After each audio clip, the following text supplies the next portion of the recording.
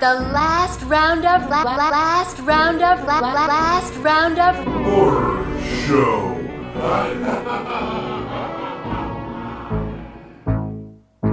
Lore of the campfire, telling of his horror, lost in the woods with the madman and the stars. Don't laugh at the tales, heed if you call him the legend lives. Beware the madman Mars, the legend lives. Welcome to the Last Roundup Horror Show. I'm Frank, this is Jason, and that is Jared. I miss saying my name. I kind of think you guys should say your name so that people will know that that's your voice. Right? Yeah.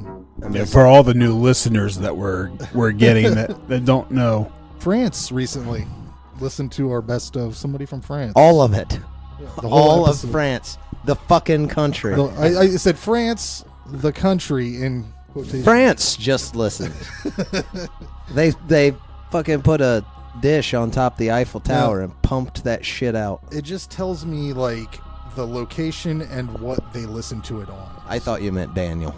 It was Daniel France and Ashley France together. They got together. Both of them. They make up the country. That's a real deep inside joke for no one.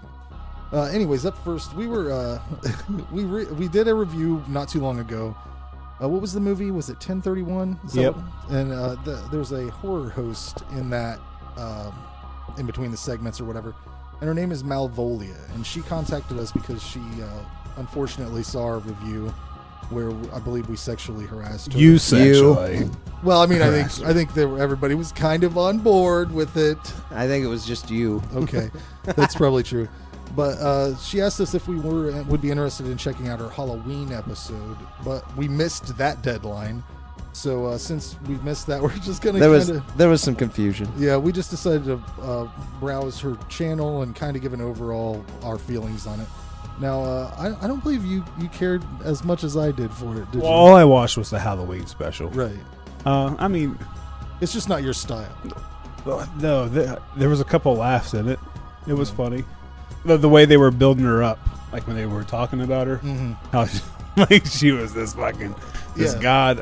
Well, she does have powers. And then when the guy mispronounces her name, and that was funny. But yeah, I mean, it is what it is. I think that it's definitely worth checking out some of her stuff. Subscribe if you like it, because I enjoyed several things I saw on there. The first thing I watched was the Halloween episode, and it was fun. I had a good time. It was well done. I mean, for YouTube, it was better than anything I've ever fucking done. So that's true. That doesn't say much, but You can say something nicer than that. I watched the first episode of season 1. It was called Drunken Zombies, and it had a short about two dudes that were like stuck in a bar. And they figured out that zombies don't want to eat you if you're drunk, so they just tried to stay drunk the whole time. And It's kind of like Grabbers. it was a fun little thing. Then I watched. I just went all over the place. I watched episode 13, which they teach you how to make a mixed drink. So there's a lot of different stuff on there. And I suggest you check out with Christmas coming up, they got a bunch of holiday videos on there. Check that out. Jared, what's your opinion on? Yeah, I from 1031, I wasn't aware of what I was. I thought she did like horror host. Yeah, Joe Bob. That's what the first episode is. It's her hosting like a short. Yeah, and so I was expecting, like all the ones I seen, she'd be. That's what I was expecting, and she would be really good at it. That's the feel of them. They feel like a horror host segments, except there are no of the horror movies in between. But that's what I was expecting too, so that might be. But yeah, they're funny. I mean, they do a good job. It's definitely worth checking out. We appreciate her reaching out to us. And, I hope we didn't offend you too much. Yeah, and not being offended, that says a lot. Right we apologize for Aaron. But anyways, let's get into our first movie here, Madman from 1982. Summary for this film. At a youth summer camp, a kid calls out the name of killer Madman Mars. Suddenly, counselors are being murdered. Another reason summer camp sucks. directed by Joe Giannone. I don't know these names. Written by Joe Giannone and Gary Sales. Gary Sinise? Gary Sales. Oh. Did you have any additional information? I couldn't find a tagline, and I also saw 1981, 1982, and 1983. Really? So I went with 1981. That was what was on IMDb. Distributed by Jensen Farley Pictures, and it was out on Blu-ray through Vinegar Syndrome in 2015. That's the copy I have. That's what I watched for this review. This original story was it was supposed to be based on Cropsey, but evidently the news of the burning being produced. Turn your phones off. Murder. News of the burning being produced resulted in them changing the whole storyline. So I thought there was some weird shit that happened in this. I enjoyed it overall. But the really weird hot tub lovemaking. The most awkward hot tub scene ever. Well, they're like, they're just spinning around in circles. There's this song. The song that's playing is by that Gary Sales. The song's great. It's this Gary Sales guy, and the guy that plays. Was it the theme song playing at the end too? They sing something about Madman. There was a couple Mars. songs. Yeah. The theme song that plays at the end. I can't remember if that's with the hot tub. That's fantastic. Beginning too. I thought he was when he's singing around the campfire. I thought. Yeah. I thought it was great. The guy that plays TP and the producer Gary Sales wrote all these songs. But there's a lot of really close up shots during this whatever the fuck this thing is, of this dude's outie belly button. It was really I didn't even notice that. It was bizarre to me. It was a fucking digital bear if I ever seen one. The woman who plays Betsy has only acted in 3 movies. Did you recognize her? The blonde? I don't remember at this point. Dawn of the Dead. Oh, yeah. She was in Madman, Dawn of the Dead, and Creepshow, but I don't remember her from Creepshow. She evidently is a writer or director of documentaries now, but that's 3 good fucking movies to pick, if you're Maybe even some documentaries. Yeah, she probably has some good ones. I don't know. They look like a bunch of basketball nonsense to me.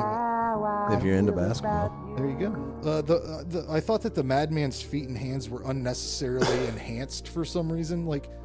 And I didn't think that they took the time to do enough close-ups, because that makeup does look good up close, I thought. But from far away, it looks kind of fucked up.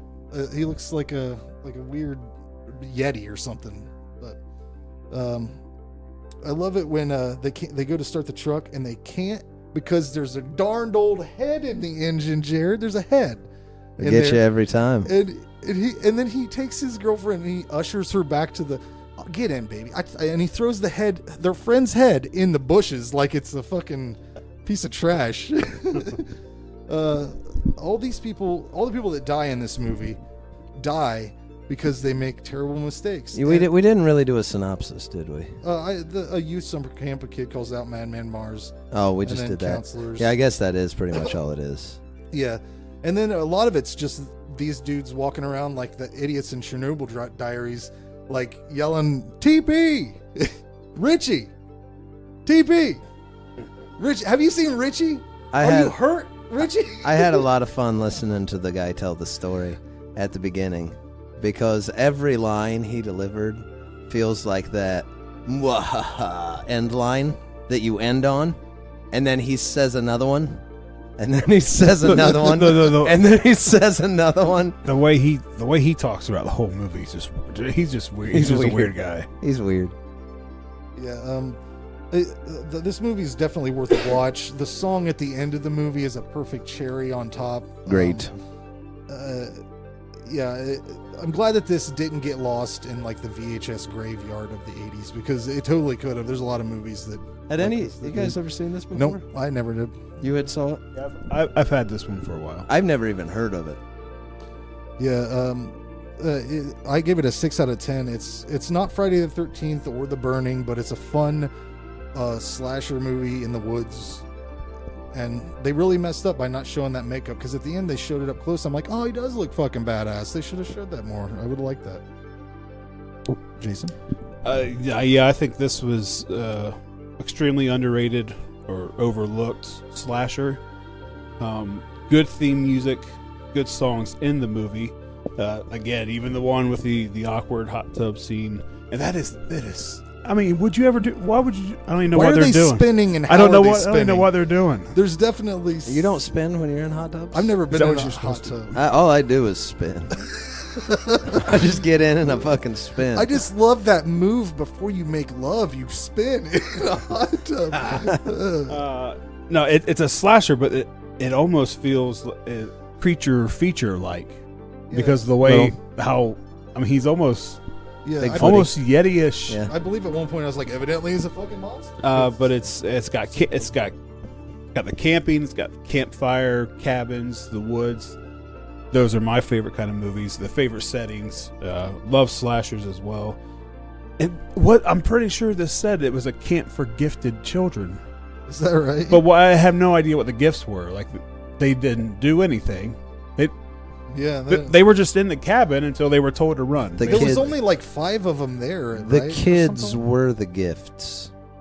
They were given to them. Jared. They were gifted to them. And this was all shot at night. These are all night scenes. I thought that was hard to do. Yeah, good story. It's good lore with Madman Mars. The acting was okay. They're just there to be killed. There's good and good and bad practical effects, like the clean cut severed head when slamming the. Yeah. I mean, it was just a precision cut. But no, it's Camp Slasher. Those are my favorites. I gave it a 7. I gave this one a 5. Jeez, Jared, What? a 5? Yeah. Holy smokes! I had a lot of fun watching it. Oh well, that's good. Glad you had fun. I did.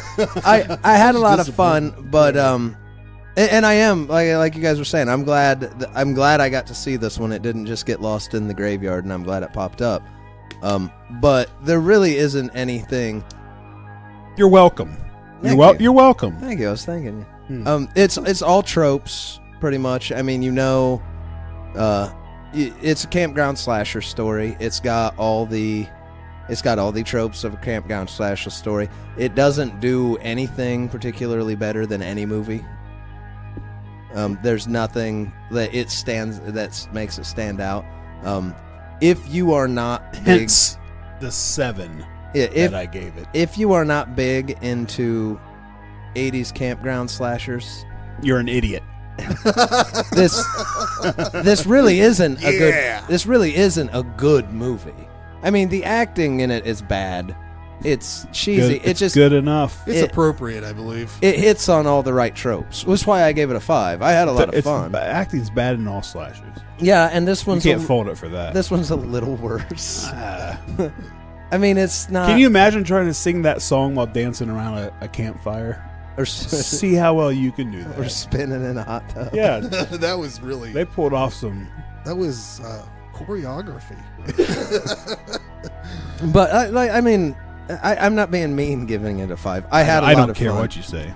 If you do like cheesy 80s campground slashers and you haven't seen this one, you won't be wasting your time. I'm pretty sure you'll have fun, but you're not going to walk away from it being like, oh shit, that was a hidden gem. Unless you've I'd say it's a hidden gem, Jared.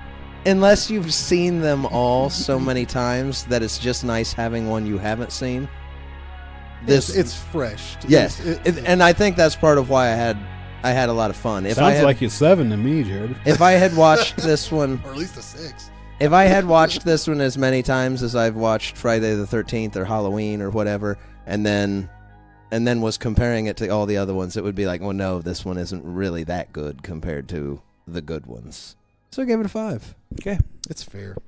Let's move into some treacherous territory. Who knows how this will go? Mandy from 2018. Summary for this film. The enchanted lives of a couple in a secluded forest are brutally shattered by a nightmarish hippie cult and their demon biker henchmen. Where'd you guys get the water?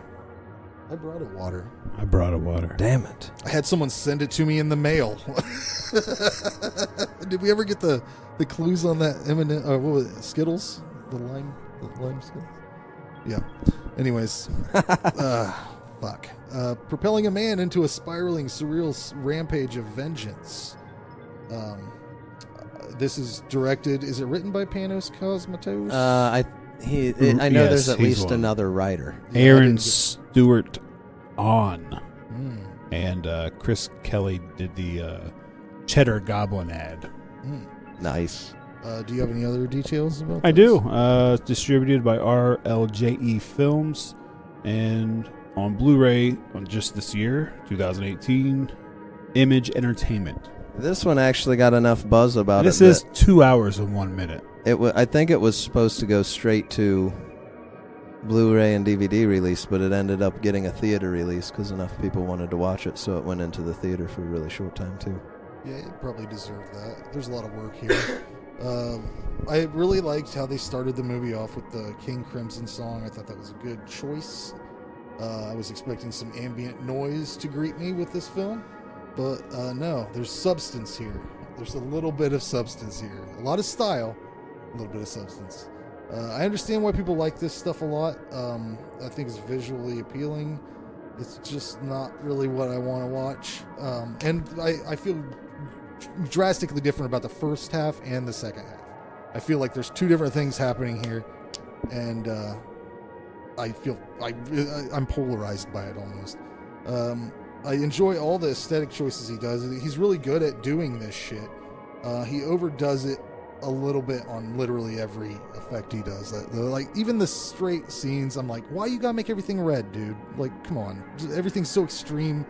Colors are so in your face. Everything's so in your face about how his style is. it's too much a little bit sometimes. But I do think that this is a good cast. The woman, I would love to see her in Shelley Duvall's role in a Shining remake with Larry Fessenden as Jack Nicholson's character. That would be great. I would love to see that. But I'm really sick of movies making me wait for shit. I fucking hate it. Why? The first half of this movie is a conversation between a boyfriend and a girlfriend that lasts for fucking ever, and I don't like it. I don't like it. And the second half is awesome. That's the way I feel. That's why I'm polarized by this movie. An hour and 8 minutes in, and I'm finally entertained for the first time when Nicolas Cage loses his shit in that bathroom and he's drinking the whiskey and he's all one scene. That was awesome. It looked Kubrickish. Yeah, not just the way it was shot, but like the whole, I don't know, the wallpaper reminded me of The Shining, the way like the shot, and it. The other thing that's how I feel about it. I hate the first half. I love the second half. The other thing I didn't like that happened in the second half every once in a while was the animation. It's kind of like a heavy metal style animation, which I like on its own, but I don't think it was unnecessary. That's what I'm saying. Everything's a little bit too much. That's what the movie reminded me of, so I thought it fit. Oh, the movie reminds me of heavy metal. The second half, anyway. I just think that they could have jumped right in with. I don't need to know any of the backstory. Just tell me that fucking Nicolas Cage is going to go crazy. It could have been cut, I would think, by 30 minutes. At least. It's like I said, it's 2 hours. Yeah, I think you could probably get cut 20 out of the first half and be okay. Yeah, I wrote down here, hey man, you want to see a Nicolas Cage going nuts and killing people in a violent tale of revenge? Well, yeah, of course. Well, here, watch this half-hour conceptual video about these two characters' relationship first, and then a 15-minute video, a 15-minute conversation about killing baby birds. And then you'll have a good fucking time right after that. After we're done with that, we'll get that out of the way, and then you can have the fun with Nick Cage. When he kills the cult leader dude at the end of all the stupid bullshit, like everything I complained about was worth it. It was just, the ending is worth all of the bullshit you have to sit through to get to it. And I wanted to ask you guys, what the fuck was the ending with? Are they not on Earth? Is that what's going on? There was weird planets in the sky. Did you see that? Yeah. So they were there through the movie too, randomly sometimes. Did they show that they were not? Are they not on Earth? Is that what's going on? It could be, might not be. Not relevant to the story. I do highly recommend everybody watches this. I gave it an 8 out of 10. So I surprised you. I knew you thought I was going to shit all over it. I am surprised by that first half that. sucks dicks, though. That's all I can say. Yeah. As expected, this looks good. It sounds good. It has the nice colors. I'm a fan of the colors. So I don't think his movies are overkill. Like that's the looks and sound was the only thing that I liked from his first movie, Black Rainbow. So I'm glad. Felt like in that red scene I was talking about, where the bikers come in, everything's red, and that would have been fine. But it seemed like he turned the tent all the way up, so it was like glowing almost. But of course, I was watching. Admittedly, I was watching it on a bad stream. You have a DVD or a Blu-ray or something like that. So I did. Yeah. It's very slow. That first hour, I think, cut that in half. Make this a 90-minute movie. It's trippy. It's weird. It's a little bit confusing. Mm-hmm. Again, that's all kind of expected from what I've seen in this first one. It's a revenge film. Definitely not for everyone. Like I can see why people don't want to sit through an hour of nothingness and then just be almost overwhelmed by what's going on. Has good kills. The effects were good. Much better than Black Rainbow. Great characters. Nicolas Cage was good in it. Very atmospheric. This is probably going to be another soundtrack that I download of his movies. I gave it a 7. You know I scored it high. Right. I gave it a 9. Wow, that makes it approved, doesn't it? Yeah, 8, 9, 7. Yeah. I the first half is long and slow. I liked it. I liked the first half. I was worried right before I watched it though, because I didn't really look up much on it other than what I saw in the trailer. It's Nick Cage and Panos and looked crazy, and I was like, I just want to go in fresh. And then someone was writing that it's that it's shot from like an acid trip view, and that I was because sometimes drug trip movies they can be cool, but it can be overdone, and it being a Panos movie, yeah. I was like, man, a drug trip thing could be overdone. And it's there through the first half. I think the slow in the first half, I know you had said something about his dialogue and stuff like that. I like how the two movies I've noticed, all the story almost completely is visually driven. He doesn't use dialogue to tell much story ever. Just there might be an exposition here of a speech or a speech here that is exposition, but then all the rest of the dialogue, it doesn't matter what they say because it doesn't affect the story. And I like it. It's all off-kilter stuff. It makes it feel off-kilter, and I think it adds to the mood. The whole first half being that slow, I think really adds... It really helps build up to Nick Cage's breakdown scene in the bathroom. You could cut 20 minutes off of it and still have a fully functional movie. I think I enjoyed the slow 20 minutes being there. The conversation about the dead birds, like that added to the feeling. To me, that was like someone reading a fucked up story to me that was making me fall asleep. By the time I was like, oh, I'm going to sleep. By the time you get, he's just showing and allowing you to interpret how in love this couple is, and that makes it more dramatic. Yeah. What goes on. And by the time you get to the scene where she's tripping and the cult leader is kind of like in front of her talking to her, like all of that slow build up really makes that scene. And watching that scene, the drug trip camera work, like where their faces come in and out. Yeah, like her face was superimposed over his face. But it would do it to where you almost didn't notice it was coming in and out. Like all of that worked well. After that, as that scene's ending, I'm like, man, this is going to get old though. And this is what I love about the movie. The rest of the kind of drug-induced stuff that happens throughout of it, it's more fantasy than drug trip. Like the last hour of this movie felt like he went for like a heavy metal sci-fi fantasy otherworldly. I mean, but he makes his own weapon. Yeah, like he fucking. You didn't like that? I did like that. But that's how it's like a heavy metal. It was great, and it should have been used. Like he's standing there in an '80s baseball fucking T-shirt with 44 on it, smelting down fucking ore, and builds this fucking giant curved nasty ass, nice and polished, like up. fucking like. Took the time to polish like it up. Futuristic Martian axe that he carries around, and like I was not expecting that because he had went and got the crossbow first, right? And then the guy's like, I think that showed in the trailer, so I knew. I thought it was just a regular. I didn't know he made the guy's like, check up in that cabinet. I got something else for you, and it's like, oh, here's gonna come some cool weapons, and he pulls out like 2 arrows, and it's like, okay, they're just gonna roll with this, with just like normal style, and then he goes smelts an axe. And then the rest, everywhere he's traveling, it all feels like alien worlds. Yeah. And like the one thing I noticed about this, it didn't hurt it at all for me, and I look forward to his next movie, but I hope you see a shift kind of like Mandy to this. Mandy and Beyond the Black Rainbow both dealt heavily with kind of new age cult religion and drugs and that kind of aspect, and then this one had like a real fantasy, dark sci-fi fantasy injected into it. I hope what I want to see him do is his next movie, I want to see him go in more of the fantasy direction. But yeah, the whole last hour of this movie is just, it's amazing. I like the first half. It is really slow if you don't like slow stuff. The thing to remember when watching his movies, though, like Frank was bringing up, are they on Earth?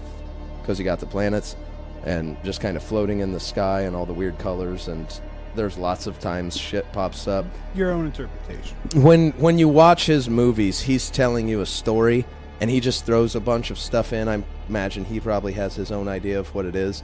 But if you don't need it to know the story, it's not worth worrying about. Right. Like, is he tripping? Is that why the planets are up there? Are they on another planet? As opposed it to doesn't like, matter. As opposed to like George Lucas, who would be like, you're on this planet, and these are the people of this planet, and this is their dialect, and he named everything. He probably doesn't even consider most of those details. He's not worried about it. And that's why I said, like, I know you said you were confused from Beyond the Black Rainbow. He tells really simple stories. Beyond the Black Rainbow is... Who said he was confused? Hey, Frankie. Oh. Beyond the Black Rainbow is a cult leader at a facility he runs, and a girl escapes it. That's just the story. Everything else that happens in it, you don't need to know why. I think the problem with that one is that the story is shit. So thinly... It's simple. Pulled. And it's very simple, and it takes 2 hours to tell it. I agree. Yeah, that's the thing. It takes so long to tell the simplest thing. Yes, I agree. But that's the thing. Like, there's nothing to worry about. There's nothing to be confused about in the movies. Stuff happens if it's confusing, or if you don't know why it happened, but it doesn't affect the story. I think it doesn't matter. My confusion lies more in the arena of why did he do this? Oh, but yeah, and then the last hour, the tiger, when he meets the acid making dude, and the dude lets the tiger out, I thought something was gonna happen, and then he tells him where to go. And the fucking cut scene of the tiger on the fucking cliffside roaring in front of the double moons. I was just like, that shit's great. I don't care why he threw it in. It fucking looks good. Good enough for a t-shirt. But yeah, all the kills when he goes on his revenge kick, all the kills are fantastic. I like that the bikers look otherworldly and don't look human at all, but the explanation in the movie is, no, they're just regular dudes. They took some bad acid. And then you see them, and you're like, you want to say those aren't regular dudes, but everybody's just like, nah, they're just crazy bikers. That's fine. And you just go along with it. Like, I dig all that. So, yeah, I give it a 9. I thought it was a windy, great aren't movie. you? Windy tonight, aren't you? Windy. Yeah, I had a lot to say on this one. There's a lot going on, and the way he mixed that heavy metal feel, like the old heavy metal cartoon, the way he mixed that into the last hour, I've never really seen that done in a horror movie like this. That was something new to me. It was a great ending. And not only was it new to me, I loved it. I hope I see other. I can tell. I hope I see other people do that. That would be a that would be a genre. I have my next move. I've been ready to move on for 10 minutes now. Well, you guys always give me like 2 minutes. I throw out a rating and go. Okay. I'm just saying. I had one that I wanted to talk about. Awesome. It's all right, Jared. You're allowed to. I hope the last hour of this movie changes your life. becomes its own kind of genre, and other people start making horror movies that feel like the old heavy metal cartoon. Because that would be an amazing genre, and I would like all those movies. So Exactly. I saw something new, and it got me excited. So I give it a 9, and now I'm done. Well, we watched something new. Now let's watch probably one of the oldest movies we've watched, The Car from 1977. Summary for this film: a small desert town is terrorized by a powerful, seemingly possessed car, and the local sheriff may be the only one who can stop it. Directed by Elliot Silverstein, mostly known for a film called Cat Ballou from 1965, and he did some Twilight Zones and some Tales from the Crypt. Written by Dennis Shryak, who wrote Pale Rider, Turner and Hooch, and The Gauntlet. Michael Butler, who also worked on Pale Rider and The Gauntlet, and Lane Slate, who worked mostly in television. And do you have any additional details? Tagline: is it a phantom, a demon, or the devil himself? It's a car. Is that a Cadillac? Distributed by Universal Pictures. It was a Lincoln. Oh, was it? This is out on Blu-ray, on Arrow Video, and Scream Factory.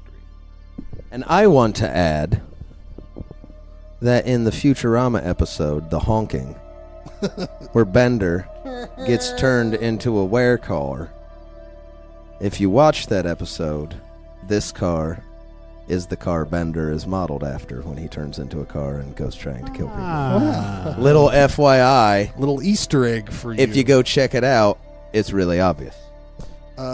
This is not my genre of film.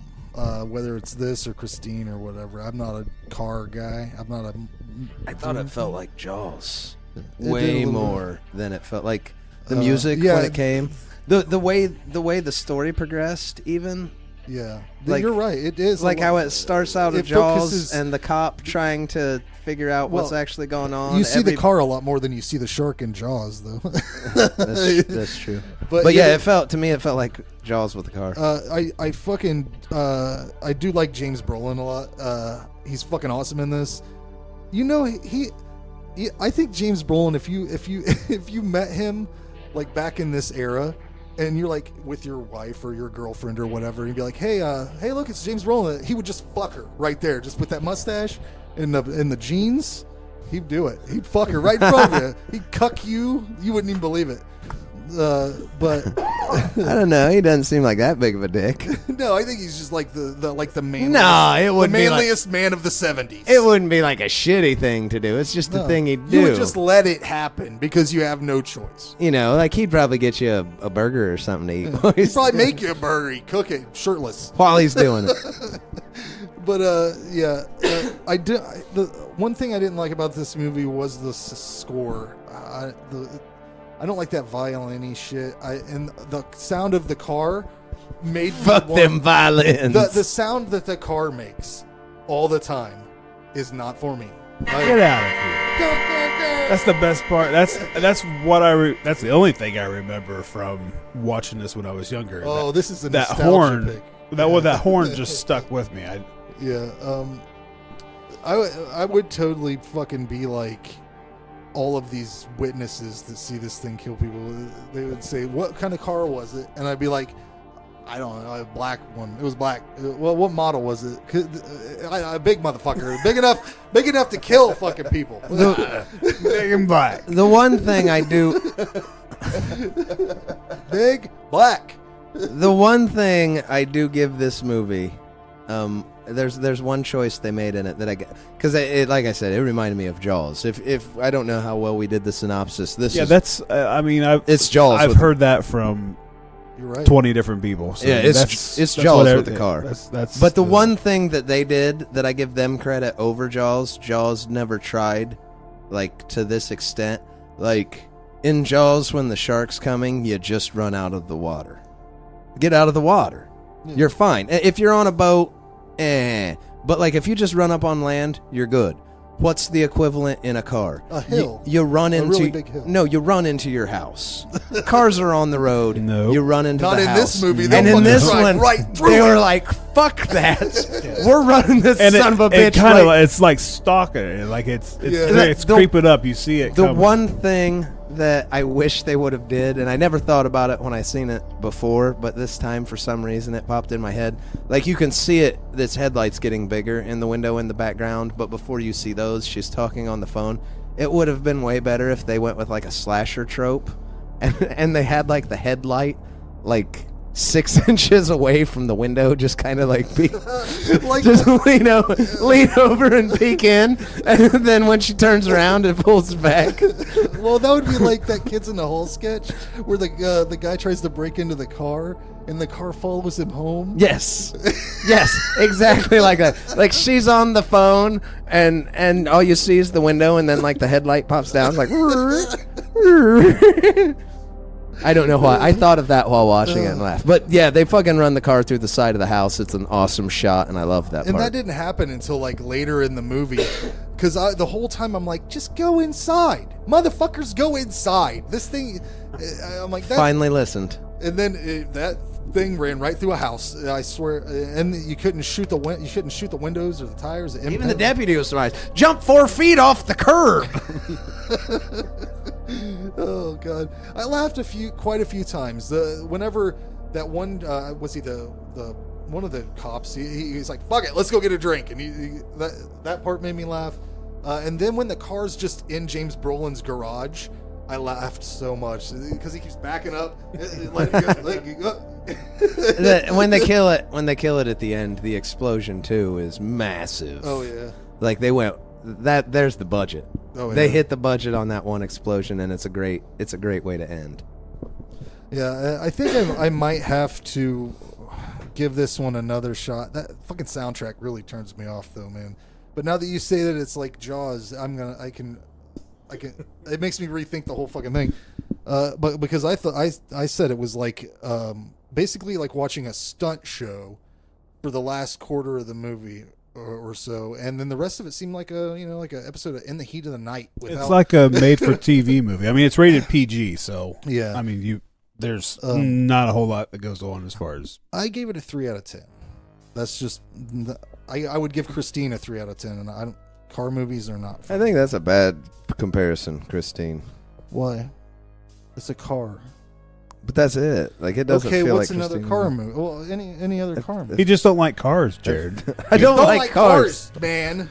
You don't Any like cars. movie with a car in it, What is that? I give a fucking Hey, 3. hold on. Is that a Hemi? You got a Hemi in there? It was a Lincoln. Well, what did you say, Jason? Well, it's a badass looking car. It's very cool. It's menacing. Like I said earlier, the horn is what I remember the most from seeing it when I was younger. The car was designed by George Barris, who's done a bunch of other cars. Batmobile, the Munster Coach, Kit from Knight Rider, and the Wagon Queen family truckster. Oh, the Vacation. Wagon Queen. Which is still to this day the best looking station wagon. I would love to be driving around in Metallic P. that. Could have used more kills, on-screen kills even. But again, it was rated PG, so that's The logistics of making a person die by way of a car is very difficult. I mean, they actually had a guy jump off of that bridge because that was not a dummy. Whenever that guy fucking jumps off his bike or whatever, he's flailing as he goes down. They must have done some fucking crazy stunt there. I don't know what they did, but they should have killed some people with on-screen kills. I don't know what they did. Should have made him die. He died. Like the desert setting, it was very isolated feeling. There was no other law enforcement around besides those few cops they had. The acting was okay. It's cheesy. It's a goofy story. But sorry to cut you off. Was anyone puzzled by the scene? That was one of the V's. Was anyone puzzled by the scene where the dude runs out of his house beating his wife with the guy with the French horn, and the dude with the French horn's like, "Dude, I don't think you should do that." And the old man's like, "Get the fuck off my property." And then the guy's like, "See this? This is a mouthpiece. it goes in this little hole right here. And then this fits. See how comfy it fits in there? And then, like... Yeah. He goes, what are you talking about? It was waiting for a ride or something. Like sorry, that just popped in my head. It was a weird scene. I was almost finished. Just but you fucked it up. And again. I like the car. I love the way it looks. I gave it a 7. I give this one a 6. Maybe a 5. I teetered back and forth, but I had fun with it. I don't know. The car does look really good.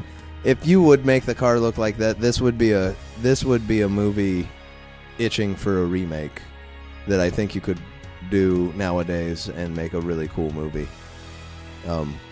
With the original not being so great that I'd be offended by a remake of it. But it's fun. Like I said, it's PG, light on kills. The drama isn't badly done, but it's like a TV movie, and it gets a little boring in places just because I really don't care about too many people. I just want to see a car kill people. But it's done well enough that, you keep going. The car jumps through a window. A car jumps through a window. It jumps through the fucking window. Nobody's driving 4 feet going off back the to curb. the Jaws comparison, they compare the scene of the group of people, the public that's in the water, to the parade they're practicing for. Everybody get to the hills, everybody out of the water. Yeah, structurally it's very similar. I like it. But would like to say I have this on Arrow video. The Blu-ray looks amazing. Thought you had a new format going. I don't on Arrow. You ain't got that yet? Fuck. If you haven't seen it and aren't planning on watching it, I don't think you're missing out. If you put it in one day, I don't think you're going to be like, oh, son of a bitch. Can't believe I watched that. So I give it a 5 or a 6. I don't know. We'll go with 6. There you go. If I gotta settle on one, I think the car jumped through the window. I'll bump it up a star for that. As a remake goes, we could put this. We could not just remake it, but join forces with Fast and the Furious, another car franchise I don't like, and then I would watch that because that would be interesting. The car versus. No. I'd go mad scientist route. I'd rip off Futurama. And have the car built out of evil cars from the past. That is what brings it to life. Like in Futurama, the original Ware car. That sounds familiar. I may have seen that episode, not realized. The original Ware car. It's like the back seat that Kennedy got shot in, and Hitler's car's motor. I'll put in. I'd do a remake and have some kind of mad scientist mechanic getting parts from evil cars of history and putting it all together, and it becoming sentient and a thirst to kill. And it could be Tony Todd, and he could have dreadlocks. Tony Danza with dreadlocks. Anyways, let's get into our last film for this episode. I thought we were done. No, we got Machete. Machete. From 2010, after being set up and betrayed by the man who hired him to assassinate a Texas senator, an ex-federale launches a brutal rampage of revenge against his former boss. I did not realize that he was a cop. I hadn't watched this before. I always meant to, but I never did. I didn't realize it's not a horror movie, really. Yeah, directed by Robert Rodriguez and Ethan Manicky. I don't know. Everybody yelled at us for that, by the way, too. Yeah, they do that. Screw him. I didn't know. I saw this was your guys' pick. Yes, we they voted for it. So fuck you. This does fall into our wheelhouse, I feel, though. Yeah, it's exploitation grindhouse. Yeah. Do you have any additional details, Jason? Tagline: He was given an offer he couldn't refuse. Distributed by 20th Century Fox and Sony Pictures. Out on Blu-ray through 20th Century Fox in 2016. And I think everybody realizes this was originally just a trailer for the Grindhouse release, like Hobo with the Shotgun, and people were like, I want to watch those, so they made them. Yeah. I fucking loved this shit. Oh my god. I can't believe I never watched this. I was 4 minutes in and the movie was already a hard R. And Steven Seagal comes in as the bad guy with a fucking terribly racist accent. It was amazing. And a girl. Frank loves him some terrible racism. A girl pulls a gun out of her vagina. Right? That happened. Yeah, there was something pulled out. Shit. Are you kidding me? Shit. To start a movie with that, and then a beheading, he cuts off Danny Trejo? Yo, Trejo. Yeah, cuts his wife's head off right in front of him. Yeah, I liked a lot of the shit that happened. The only thing I was confused about was what the fuck was with the egg under the bed? That's voodoo. Is that what it was? I don't know. Was she healing him? Yeah. And then they covered it up. He put something over top of it. I don't get that at all. This movie is so fucking fun. I don't have a lot of complaints. There was some CGI blood that was a bit unimpressive, but in this style, it doesn't even fucking matter. Nothing matters in this style. A couple of my favorite moments were when Lindsay Lohan at the end shoots Robert De Niro's character, and she's like in that nun habit. That was pretty fucking awesome. I love the hospital sequence where Machete cuts a guy's stomach open and then swings out the window on his entrails. Yeah. I'm pretty sure I thought of you when that happened. I was like, if you're gonna do something, do it. Fucking do it. I could have done without that part. I look. Martha's watching this. My wife is watching this with me, and I look at her. I'm like, he cop, huh? He cop. This is a cop. That's a cop move. I also really liked the henchmen outside of Booth's house. They were fucking hilarious when he kicks their ass the first time with like a weed whacker, and then he comes back, and before he gets there, the one guy's like, he says something like, I don't really blame these guys. I mean, he says something really open-minded about Mexican people or something, and then the other guy's like, dude, he just fucking kicked our ass. It's just great all over. Really awesome movie. It's not horror, but it belongs on this show. It's a perfect pace. It doesn't slow down. 10 out of 10 for me. 10. Yes. So it's not a serious movie. Everything's over the top. It's cheesy. It's fun. It's entertaining. It's guns, girls, explosions, and gore, and Steven Seagal. It has some good kills. It was a little weird how it started out. It was all scratchy looking, and then they went away with that. I absolutely cannot stand. What's her name? Is it Michelle Rodriguez? Oh yeah. God, I can't stand her. I can't stand her in anything. But it's a fun movie. I gave it a 6. Well, that's low. Don't worry about my score, Jared. Would you give Madman a 5? Yeah. Get out of here. Don't talk to me about low. 7. What'd he give it? I don't know. A 3. What was this? Don't yell at me. I expect that out of him. 6. Oh. See? Well, I gave it a 5 then. What'd you give a 3? I gave a 3 to the car. Huh. I am not paying attention to what you guys are saying at all. What do you give this one? I give this one an 8. I was tempted to give it that's high. Not that high. Not high enough for recommended. I was tempted to give it a 9 because he swings out a window on intestines. Now I know I can discredit anything you say. That's fair. That's what you want. That's what I want in this kind of movie. I mean, it's exactly what Jason said it is. It's girls and guns and blood and gore and crazy over the top. It's a fun time. If you've seen the trailer for it and you say that looks good, you're gonna like it. If you say that looks terrible, you won't. It's exactly what you think and done really well at it. One of the better ones. Yep. So I give it an 8. Well, that's our reviews for this episode. Hey, mailbag, huh? Did we get some? No, we didn't. Oh, we want to read your emails. I've been trying so fucking hard to get you motherfuckers to write us. There's probably nobody just actually gives a fuck of what we got to say. I think I'm gonna do it differently. Who would? That's the reason. Yeah, like what would someone ask us? I don't want them to ask. I want their opinions on the movies. Oh, yeah. That's what I asked everybody right in. Tell us what you think. And I know it's easier to just put a comment. Tell us what you think of our opinion. Leave a comment.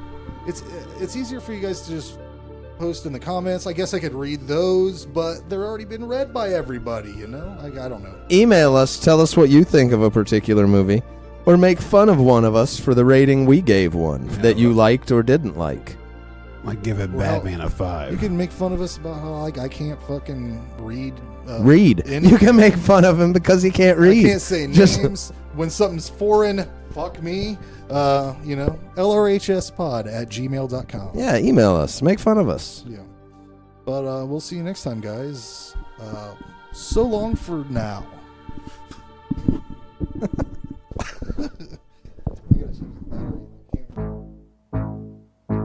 Lore of the campfire, telling of his horror, lost in the woods with the madman and the stars. Don't laugh at the tales, heed if you call him the